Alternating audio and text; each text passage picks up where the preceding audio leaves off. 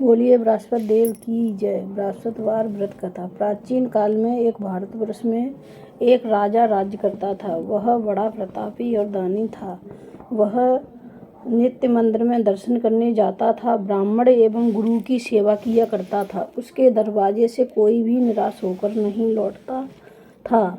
वह गरीबों की सहायता करता था, परंतु यह सब बातें उसकी रानी को अच्छी नहीं लगती थीं। वह व्रत न करती, न किसी देवता को एक पैसा दान में देती तथा राजा को भी ऐसा करने को मना किया करती थी। एक समय की बात है, राजा शिकार खेलने वन को गए हुए थे। घर पर रानी और रानी की दासी थी। उस समय गुरु बृहस्पति देव एक साधु का रूप धारण कर राजा के दरवाजे पर भिक्षा मांगने गए तथा भिक्षा मांगी तो रानी कहने लगी, हे साधु महाराज, मैं इस दान पुण्य से तंग आ गई हूँ। मुझसे तो घर का कार्य समाप्त नहीं होता। इस कार्य के लिए तो मेरे पतिदेव ही बहुत हैं। अब आप ऐसी कृपा करें कि यह सब धन समाप्त हो जाए तथा मैं आराम से रह सकूं। साधु बोले, हे देवी, तुम बड़ी विचित्र हो।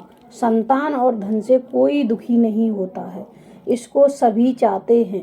पापी भी पुत्र और धन की इच्छा करता है।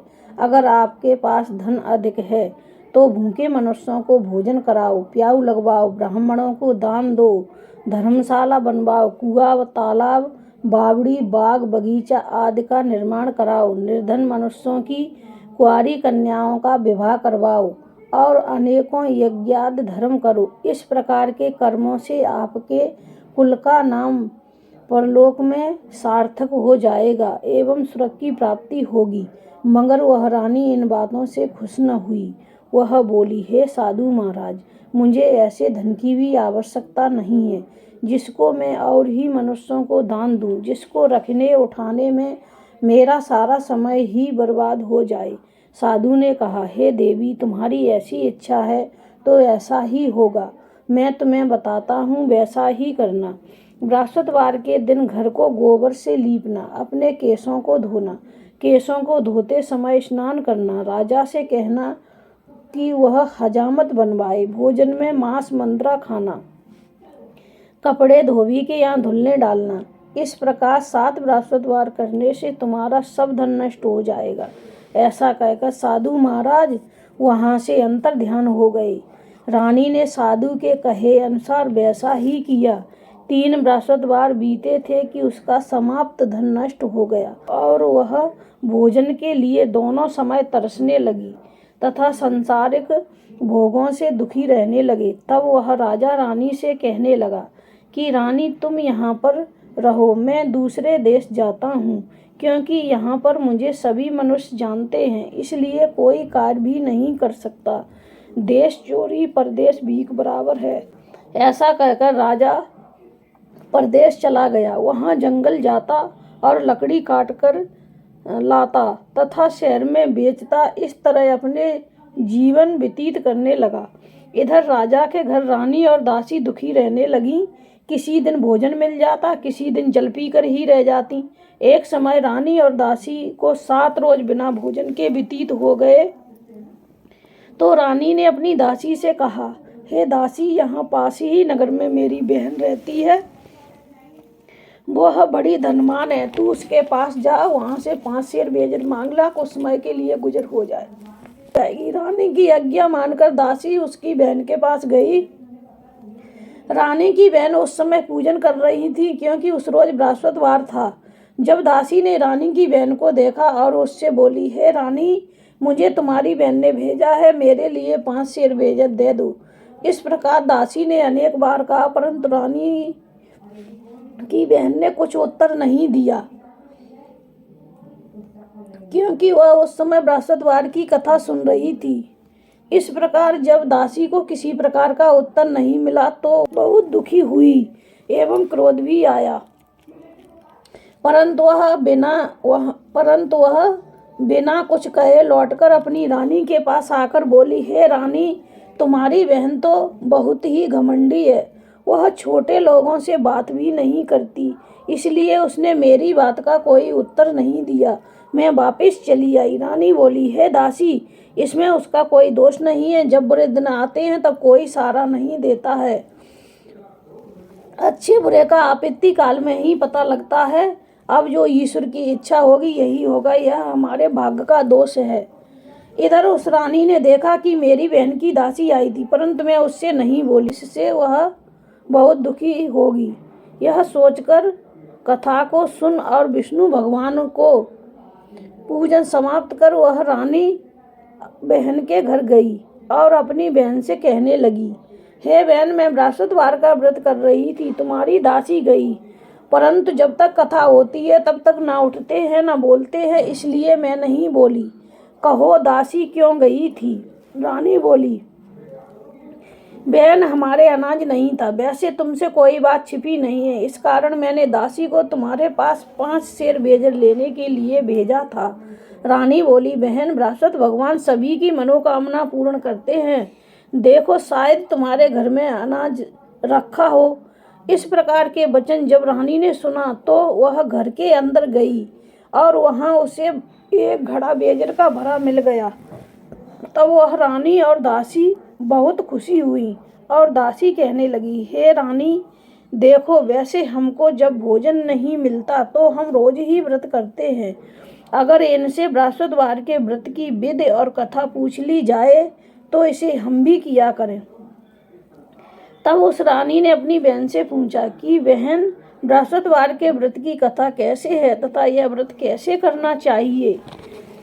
रानी की बहन ने कहा, बृहस्पतिवार के व्रत में चना की दाल मुनक्का से विष्णु भगवान का केले की जड़ में पूजन करे तथा दीपक जलावे, पीला भोजन करे तथा कहानी सुने, इससे बृहस्पति भगवान प्रसन्न होकर अन्न पुत्र धन देते हैं। इस प्रकार रानी और दासी दोनों ने निश्चय किया बृहस्पति भगवान का पूजन जरूर करेंगे। 7 दिन बाद जब बृहस्पतिवार आया तो उन्होंने व्रत रखा।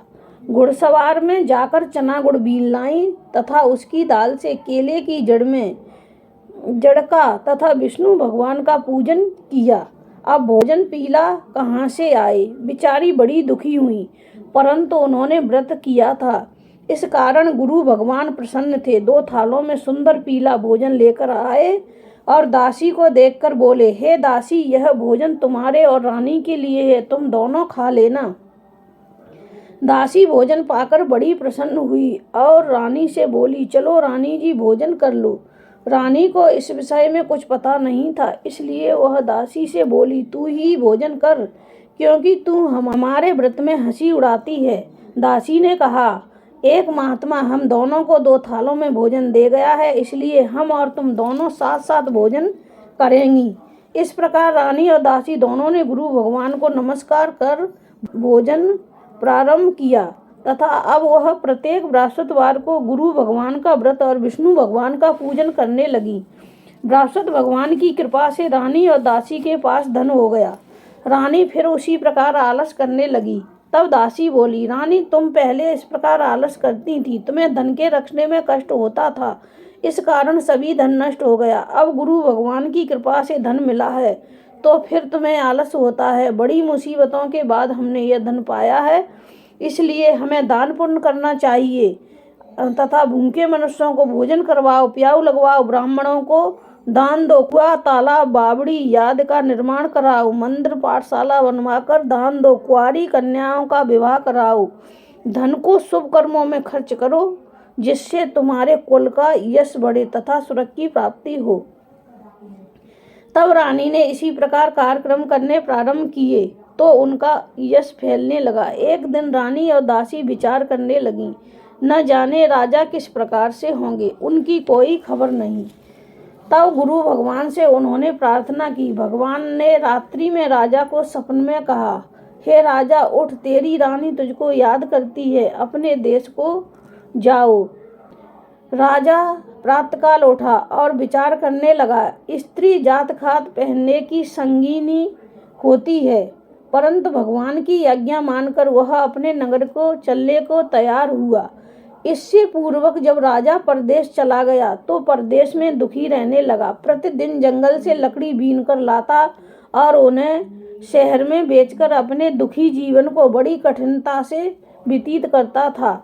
एक दिन राजा दुखी होकर अपनी पुरानी बातों को याद करके रोने लगा तब उस जंगल में बृहस्पति देव साधु का रूप धारण कर आए और राजा के पास आकर बोले, हे लकड़हारे, तुम इस सुनसान जंगल में किस चिंता में बैठे हो, मुझको बतलाओ। यह सुन राजा के नेत्रों में जल भर आया और साधु को वंदना कर बोला, हे प्रभु, आप सब कुछ जानने वाले हो। इतना कहकर साधु को अपनी संपूर्ण कहानी बतला दी। साधु रूपी भगवान बोले, हे राजा, तुम्हारी स्त्री ने बृहस्पति देव का अपमान किया था, इस कारण तुम्हारी यह दशा हुई।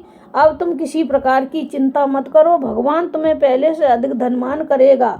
देखो, तुम्हारी स्त्री ने भी गुरुवार का व्रत प्रारंभ कर दिया है और तुम मेरा कहा मानकर बृहस्पतिवार का व्रत करके चने की दाल गुड़ जल के लोटे में डालकर केले का पूजन करो।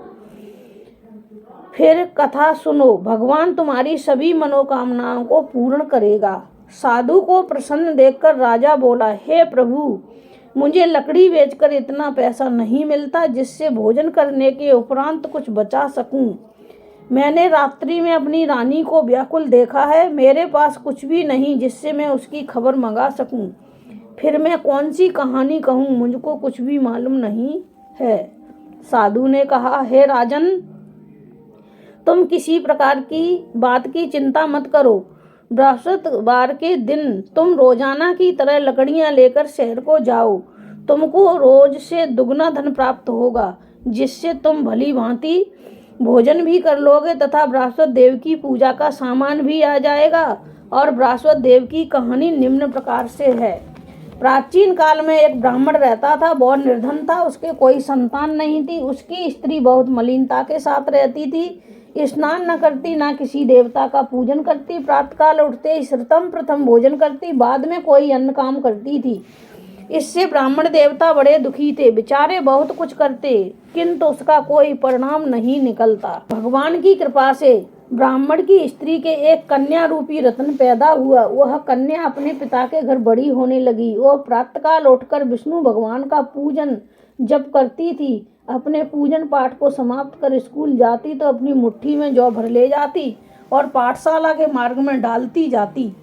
तब ये जौ सोने के हो जाते, लौटते समय उनको बीन कर घर ले आती थी। एक दिन वह बालिका सूप में सोने के जौ को फटक कर साफ कर रही थी। उसके पिता ने देख लिया और कहा, हे बेटी, सोने के जौ को फटकने के लिए सोने का सूप होना चाहिए।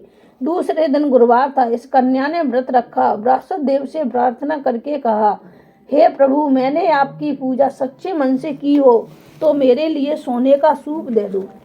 बृहस्पति देव ने उसकी प्रार्थना स्वीकार कर ली। रोजाना की तरह वह कन्या जौ फैलाती हुई जाने लगी। जब लौटकर जौ बीन रही थी तो बृहस्पति देव की कृपा से उसे सोने का सूप मिला। उसे वह घर ले आई और उससे जौ साफ करने लगी, परंतु उसकी माँ का वही ढंग रहा। एक दिन की बात है, कन्या सोने के सूप में सोने के जौओं को फटक कर साफ कर रही थी।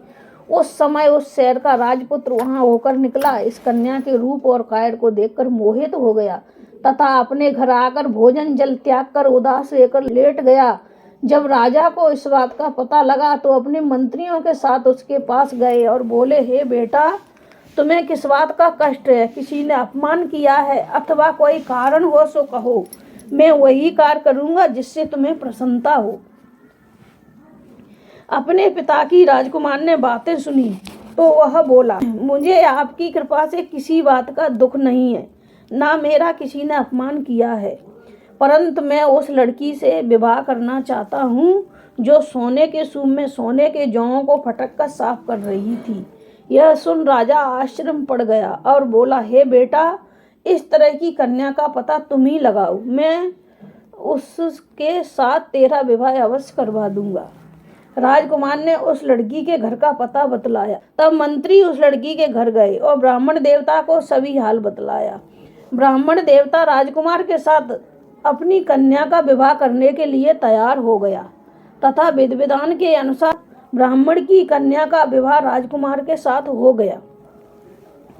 कन्या के घर से जाते ही पहले की भांति उस ब्राह्मण के घर में गरीबी का निवास हो गया। अब भोजन के लिए भी अन्न बड़ी मुश्किल से मिलता था। एक दिन दुखी होकर ब्राह्मण देवता अपनी पुत्री के पास गए बेटी ने अपने पिता की दुखी अवस्था देखा तो अपनी माँ का हाल पूछा। तब ब्राह्मण ने सभी हाल कहा। कन्या ने बहुत सा धन देकर अपने पिता को विदा कर दिया। इस तरह ब्राह्मण का कुछ समय सुखपूर्वक व्यतीत हुआ। कुछ दिन बाद फिर वही हाल हो गया। ब्राह्मण फिर अपनी कन्या के यहाँ गए और सभी हाल कहा। लड़की बोली, हे पिताजी, आप माताजी को यहाँ लिवा लाओ, मैं उन्हें विधि बता दूंगी जिससे तुम्हारी गरीबी दूर हो जाएगी। वह ब्राह्मण देवता अपनी स्त्री को साथ लेकर पहुंचा तो पुत्री अपनी माँ को समझाने लगी, हे माँ, तुम प्रातःकाल उठकर सर्वप्रथम प्रथम स्नान करके विष्णु भगवान का पूजन किया करो तो सब दरिद्रता दूर हो जाएगी। परंतु उसकी माँ ने एक भी बात नहीं मानी और प्रातःकाल उठकर अपनी पुत्री और बच्चों की जूठन को उठाकर खा लिया। यह देखकर उसकी पुत्री को भी बहुत गुस्सा आया और रात को कोठरी से सभी सामान निकालकर उसमें अपनी माँ को बंद कर दिया। प्रातःकाल उसमें से निकाला तथा स्नान करा के पाठ कराया तो उसकी माँ की बुद्धि ठीक हो गई और फिर प्रत्येक बृहस्पतिवार को व्रत रखने लगी। इस व्रत के प्रभाव से उसकी माँ भी बहुत ही धनवान तथा पुत्रवती हो गई और बृहस्पति जी के प्रभाव से स्वर्ग को प्राप्त हुई तथा ब्राह्मण भी सुखपूर्वक इस लोक के सुख भोग कर स्वर्ग को प्राप्त हुए।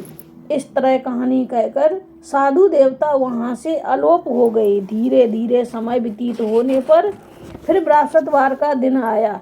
राजा जंगल से लकड़ी काटकर शहर में बेचने गया। उसे उस दिन से अधिक पैसा मिला। राजा ने चना गुड़ लाकर बृहस्पतिवार का व्रत किया। उस दिन से उसके सभी दुख दूर हो गए। परंतु जब दोबारा गुरुवार का दिन आया तो वह बृहस्पतिवार का व्रत करना भूल गया। इस कारण बृहस्पति भगवान नाराज हो गए। उस दिन उस नगर के राजा ने विशाल यज्ञ का आयोजन किया तथा शहर में यह घोषणा करवा दी गई, कोई भी मनुष्य अपने यहाँ भोजन न बनाए न आग जलाए। समाप्त जनता मेरे यहाँ भोजन करने आए। जो इस यज्ञ को नहीं मानेगा उसके लिए फांसी की सजा दी जाएगी। इस तरह की घोषणा संपूर्ण नगर में करवा दी गई। राजा की आज्ञानुसार शहर के सभी लोग भोजन करने आए, लेकिन लकड़हारा कुछ देर से पहुंचा, इसलिए राजा उसको अपने साथ लिवा ले जाकर भोजन करा रहे थे। रानी की दृष्टि उसी कुटी पर पड़ी जिस पर उसका हार लटका हुआ था। वहां पर दिखाई नहीं दिया। रानी ने सोचा, मेरा हार इसी मनुष्य ने चुरा लिया है। उसी समय पुलिस को बुलवाकर राजा जेल खाने में डलवा दिया। जब राजा जेल खाने में पड़ गया तो विचार करने लगा, न जाने कौन से पूर्व जन्म के कर्म से मेरे लिए दुख प्राप्त हुआ है, और उसी साधु की याद करने लगा जो जंगल में मिला था। उसी समय तत्काल बृहस्पति देव साधु के रूप में प्रकट हो गए और उसकी दशा को देखकर कहने लगे, अरे मूर्ख, तूने बृहस्पति देवता की कथा नहीं कही, इसी कारण तेरे को दुख प्राप्त हुआ है। अब चिंता मत कर, बृहस्पतिवार के रोज तुझे जेल खाने के दरवाजे पर रुपए पड़े मिलेंगे, उनसे तुम बृहस्पति देव का पूजन करना, तेरे सभी कष्ट दूर हो जाएंगे। बृहस्पतिवार के दिन रुपए पड़े मिले। राजा ने बृहस्पति देव की कथा कही। उसी रात्रि को बृहस्पति देव ने उस नगर के राजा को सपन में कहा, हे राजा, तुमने जिस आदमी को जेल खाने में बंद कर दिया है वह निर्दोष है, वह राजा है, उसे छोड़ देना। रानी का हार उसी खुटी पर लटका हुआ है। अगर तूने ऐसा नहीं किया तो मैं तेरे राज्य को नष्ट कर दूंगा। इस तरह रात्रि के सपन को देखकर राजा प्रातःकाल उठा और खुटी पर हाथ देखकर लकड़हारे को बुलाकर क्षमा मांगी तथा राजा के योग्य सुंदर वस्त्र भूषण देकर विदा कर दिया। साधु की आज्ञा अनुसार राजा अपने नगर के लिए चल दिया। राजा जब नगर के निकट पहुंचा तो उसे बड़ा ही आश्चर्य हुआ। नगर में पहले से अधिक बाग, तालाब, कुएं, धर्मशाला, मंदिर बन गए हैं। राजा ने पूछा कि यह किसका बाग और धर्मशाला है? तब नगर के लोग कहने लगे, यह सब रानी और बांदी के हैं। राजा को आश्चर्य हुआ और गुस्सा भी आया। जब रानी ने यह खबर सुनी कि राजा आ रहे हैं तो उसने दासी से कहा, हे दासी, देख राजा हमको कितनी बुरी हालत में छोड़ गए थे। वह हमारी ऐसी हालत देखकर लौट न जाएं, इसलिए तू दरवाजे पर खड़ी हो जा। आज्ञा अनुसार दासी दरवाजे पर खड़ी हो गई। जब राजा आए तो उन्हें लिवा लाई। तब राजा ने क्रोध करके अपनी तलवार निकाली और पूछने लगे, यह बताओ कि यह धन तुम्हें कैसे प्राप्त हुआ। तब उन्होंने कहा, हमें यह धन बृहस्पति देव के व्रत के प्रभाव से प्राप्त हुआ है। राजा ने निश्चय किया कि 7 रोज तो सभी बृहस्पति देव का पूजन करते हैं, परंतु मैं रोजाना दिन में 3 बार कहानी कहा करूँगा, रोज व्रत किया करूँगा। अब हर समय राजा के दुपट्टे में चना की दाल बंधी रहती तथा वह दिन में 3 बार कहानी कहता। एक रोज राजा ने विचार किया, चलो अपनी बहन के यहाँ हो आए। इस तरह निश्चय कर राजा घोड़े पर सवार हो अपनी बहन के यहाँ निकला। आगे मार्ग में देखा कुछ आदमी मुर्दे को लिए जा रहे हैं। राजा उन्हें रोककर बोला, अरे भैया, मेरी बृहस्पतिवार की कहानी सुन लो। वे बोले, हमारा आदमी मर गया है, उसको अपनी कथा की पड़ी है। परंतु कुछ आदमी बोले, अच्छा कहो, हम तुम्हारी कथा भी सुनने को तैयार हैं। राजा ने दाल निकाली और कथा कहने लगा। जब कथा आधी हुई तो मुर्दा हिलने लगा। जब कथा समाप्त हो गई तो राम राम कहकर खड़ा हो गया। आगे मार्ग में एक किसान खेत में हल चलाता मिला। राजा ने उसे देखा और उससे बोला, अरे भैया, तुम मेरी बृहस्पतिवार की कथा सुन लो। किसान बोला, जब तक मैं तेरी कथा सुनूंगा तब तक 4 हरैया जोत न लूँगा। जा अपनी कथा किसी और को सुनाना। इस तरह राजा आगे चलने लगा। राजा के हटते ही बैल पछाड़ खाकर गिर गए तथा किसान के पेट में बहुत जोर से दर्द होने लगा। उस समय उसकी माँ रोटी लेकर आई। उसने देखा तो अपने पुत्र से हाल पूछा। बेटे ने सभी हाल कहा। बुढ़िया दौड़ी दौड़ी उस घुड़सवार के पास गई और उससे बोली, मैं तेरी कथा सुनने को तैयार हूँ, तू अपनी कथा मेरे खेत पर चलकर कहना। राजा ने बुढ़िया के खेत पर जाकर कथा कही, जिसके सुनते ही बैल खड़े हो गए तथा किसान के पेट का दर्द बंद हो गया। राजा अपनी बहन के घर कुशल पूर्वक पहुंच गया। बहन ने भाई की खूब मेहमानी की। दूसरे रोज राजा प्रातःकाल जागा तो देखने लगा सब लोग भोजन कर रहे हैं। राजा ने अपनी बहन से कहा कि ऐसा कोई मनुष्य है जिसने भोजन नहीं किया हो, वह बृहस्पतिवार की कथा सुन ले। बहन बोली, भैया, यह देश ऐसा है ही, पहले यहाँ भोजन करते हैं, बाद में अन्य काम करते हैं। अगर कोई पड़ोस में हो तो मैं देख आऊँ। वह ऐसा कहकर देखने चली गई, परंतु उसे कोई व्यक्ति नहीं मिला जिसने भोजन ना किया हो। अंत में वह एक कुम्हार के घर गई जिसका लड़का बीमार था। उसे मालूम हुआ कि उनके यहाँ 3 रोज से किसी ने भोजन नहीं किया है। रानी ने अपने भाई की कथा सुनने के लिए कुम्हार से कहा। वह कथा सुनने को तैयार हो गया। राजा ने उसके यहाँ जाकर बृहस्पतिवार की कथा कही, जिसको सुनकर उसका लड़का ठीक हो गया। अब तो राजा की प्रशंसा होने लगी। एक रोज राजा ने अपनी बहन से कहा, हे बहन, हम अपने घर जाएंगे, तुम भी तैयार हो जाओ। राजा की बहन ने अपनी सास से पूछा। सास बोली, हाँ चली जा, परंतु अपने लड़कों को मत ले जाना, क्योंकि तेरे भाई के कोई औलाद नहीं होती है। बहन ने भैया से कहा, भैया, मैं तो चलूँगी, मगर कोई बालक नहीं चलेगा। राजा बोला, जब कोई बालक नहीं चलेगा तब तुम ही क्या करोगी। बड़े दुखी मन से राजा अपने नगर के लिए लौट आया। राजा ने अपनी रानी से कहा, हम निर्वंशी राजा हैं, हमारा मुख देखने का धर्म नहीं है। और इस उदासी के कारण उसने कुछ भोजन भी नहीं किया। रानी बोली, हे स्वामी, हे बृहस्पति देव, हमें औलाद अवश्य देंगे। उसी रात को बृहस्पति देव ने राजा से सपन में कहा, हे राजा, उठ, सोच को त्याग दे, तेरी रानी गर्भ से है, 9वें महीने में उसके गर्भ से एक सुंदर पुत्र पैदा होगा। तब राजा बोला, हे रानी, स्त्री बिना भोजन के रह सकती है, बिना कहे नहीं रह सकती। जब मेरी बहन आए तो उससे कुछ मत कहना। जब राजा की बहन ने यह समाचार सुना तो बहुत खुश हुई और तथा अपने भाई के यहाँ बधाई लेकर आई। तभी रानी ने कहा, घोड़ा चढ़ तो नहीं आई, गदा चढ़ी आई। राजा की बहन बोली, हे भाभी, मैं इस प्रकार न कहती तो तुम्हें संतान कैसे मिलती। बृहस्पति देव ऐसे ही हैं, जैसी जिसके मन में कामना है वैसी सभी को पूर्ण करते हैं। जो श्रद्धा भावना पूर्वक कथा पढ़ता है एवं दूसरों को सुनाता है, बृहस्पति देव उसकी सभी मनोकामनाएं पूर्ण करते हैं तथा उसकी सदैव रक्षा करते हैं। संसार में जो मनुष्य श्रद्धा भावना से गुरु भगवान का पूजन व्रत सच्चे हृदय से करते हैं, उनकी सभी मनोकामनाएं पूर्ण होती हैं। जैसे सच्ची भावना से रानी और राजा ने उनकी कथा का गुणगान किया तो बृहस्पति देव जी ने उनकी सभी इच्छाएं पूर्ण की। इसलिए सबको कथा सुनने के बाद प्रसाद लेकर जाना चाहिए। हृदय से उनका नमन करते हुए जयकारा बोलना चाहिए। बोलो बृहस्पति देव की जय, बोल विष्णु भगवान की जय।